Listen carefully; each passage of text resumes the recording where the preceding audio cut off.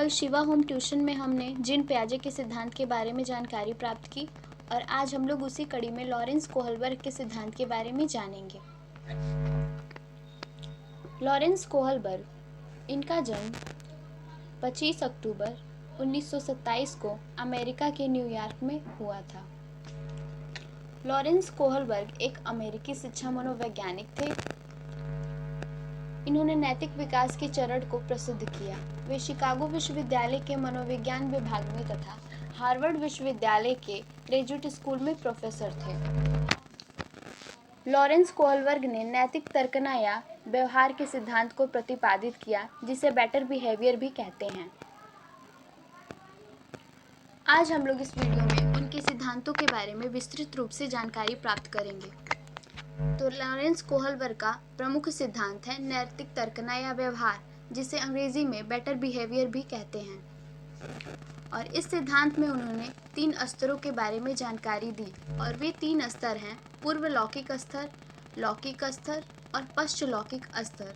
और प्रत्येक स्तर में उन्होंने 2-2 अवस्थाओं के बारे में जानकारी दी। तो आइए जानते हैं प्रथम स्तर के बारे में। तो प्रथम स्तर है पूर्व लौकिक स्तर।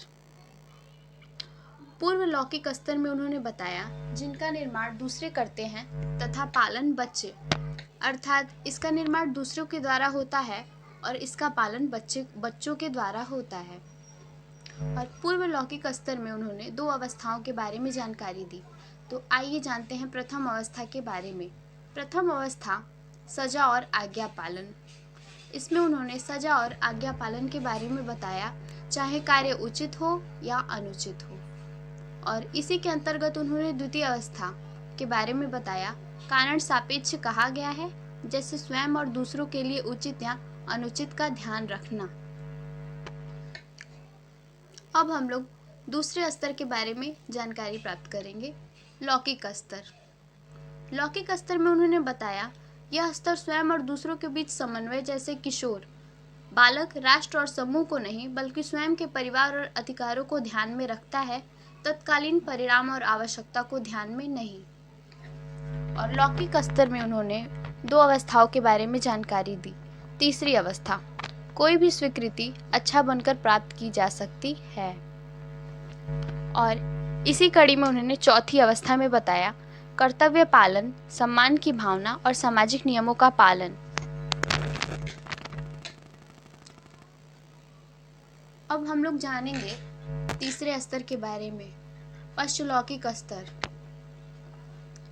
इसमें उन्होंने 5वीं अवस्था में बताया सामाजिक संविदा अर्थात समझौता क्या उचित है, ठोस नियम, स्वीकृत मानदंड, सामाजिक मूल्यों और नैतिक कर्तव्य के पालनों के बारे में उन्होंने इस 5वीं अवस्था में बताया। और 6वीं अवस्था सार्वभौमिक नीति शास्त्र सिद्धांत क्या उचित है का चुनाव करना, बालक की इच्छाएं नैतिक रूप से महत्वपूर्ण, दूसरों के प्रति जागरूकता, स्वयं की आवश्यकताओं की संतुष्टि के बारे में उन्होंने 6वीं अवस्था में जानकारी दी है। उनके सिद्धांतों पर चर्चा करने के पश्चात अब हम लोग उसके सारांश के बारे में अध्ययन करेंगे। और लॉरेंस कोहलबर्ग के सिद्धांत के सारांश के समरूप प्रमुख तथ्य, उन्होंने बताया कि बालक के व्यवहार को नैतिक बनाने के लिए सहयोग करना अपेक्षित है। दूसरे क्रम में उन्होंने बताया यह व्यवस्था बालक को संज्ञानात्मक रूप से विवेकी बनाती है।